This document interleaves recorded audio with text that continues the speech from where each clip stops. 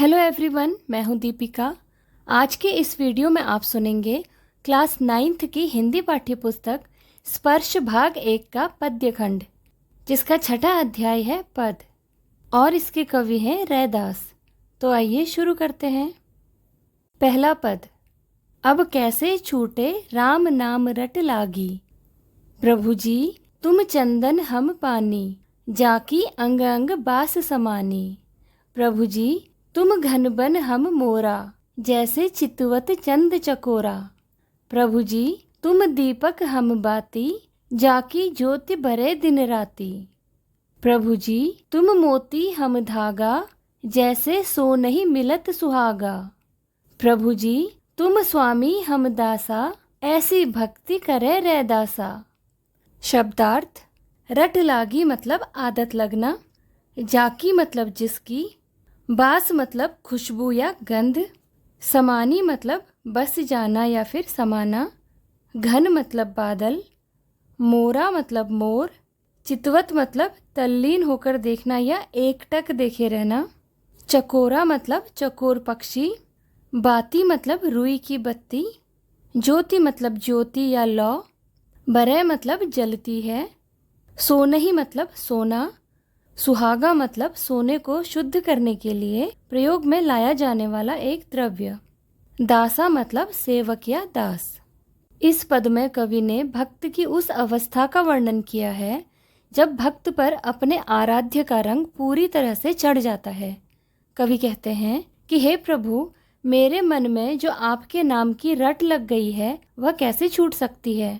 अब तो मैं तुम्हारा परम भक्त हो गया हूँ और तुम्हारा अनन्य प्रेमी हो गया हूँ।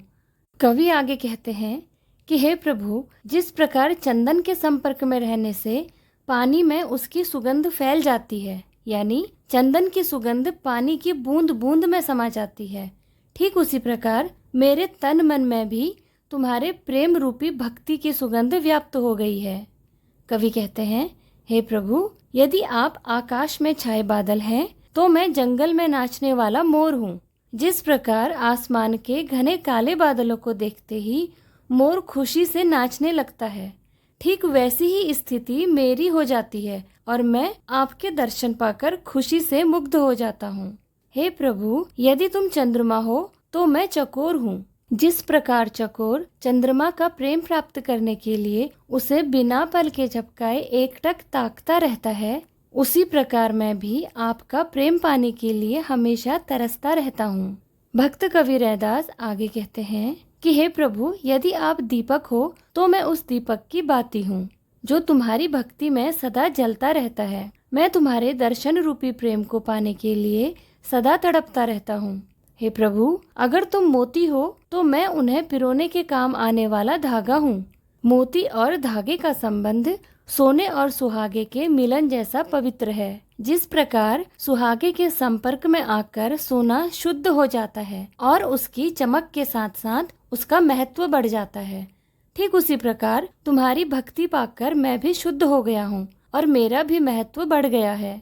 कवि रैदास अपने आराध्य के प्रति अपनी भक्ति को दर्शाते हुए कहते हैं कि हे प्रभु, आप मेरे स्वामी हैं, मेरे मालिक हैं और मैं आपका दास, आपका सेवक और आपका परम भक्त हूँ। दूसरा पद। ऐसी लाल तुझ बिनु कौनु करे, गरीब निवाजु गुसैया मेरा माथे छत्रु धरे। जाकी छोटी जगत कऊ लागे, तापर तुही ढरे। नीचो ऊंच करे, मेरा गोबिंदु काहू ते न डरे। नाम देव कबीरु तिलोचनु सदना सैनु तरे। कही रविदासु सुनहु रे संतहु, हरि जीव ते सभे सरे। शब्दार्थ। लाल मतलब प्रभु या स्वामी, गरीब निवाजू मतलब गरीबों पर दया करने वाला, गुसैया मतलब स्वामी, छत्रु मतलब मुकुट या ताज, छोटी मतलब छुआछूत, तुही मतलब तुम्ही, डहरे मतलब द्रवित होना, नीचहु मतलब निम्न वर्ग वाला, ऊंच मतलब ऊंचा, काहू मतलब किसी से, हरि जीव मतलब हरि जी या प्रभु जी, सभय मतलब सभी, सरय मतलब संभव। कवि रैदास कहते हैं कि हे प्रभु, मेरे ऊपर इतनी कृपा तुम्हारे अलावा और कौन कर सकता है? कोई नहीं। आप गरीब और दीन दुखियों पर दया करने वाले हैं। इसी का परिणाम है कि तुमने मुझ जैसे गरीब, अछूत और नीच के माथे पर राजाओं जैसा मुकुट या छत्र रख दिया है। आपने मुझे किसी उच्च व्यक्ति या राजाओं जैसा सम्मान प्रदान किया है।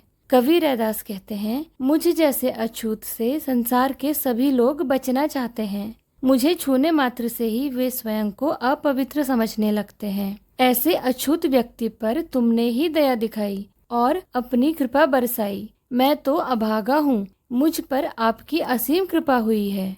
कवि आगे कहते हैं, प्रभु इतने महान हैं कि वे निडर होकर बिना किसी की परवाह किए निम्न स्थिति वाले व्यक्ति को भी उच्च स्थिति में ला देते हैं। आपकी दया से ही नामदेव जैसे संत, कबीर जैसे जुलाहे, त्रिलोचनु यानी त्रिलोचन जैसे सामान्य, सधना जैसे कसाई और सेनु या सेन जैसे नाई और अन्य गरीब और निम्न जाति के लोग भी इस संसार रूपी भवसागर से तर गए हैं। उन्हें ज्ञान प्राप्त हो गया और उन्होंने मुक्ति पाली है।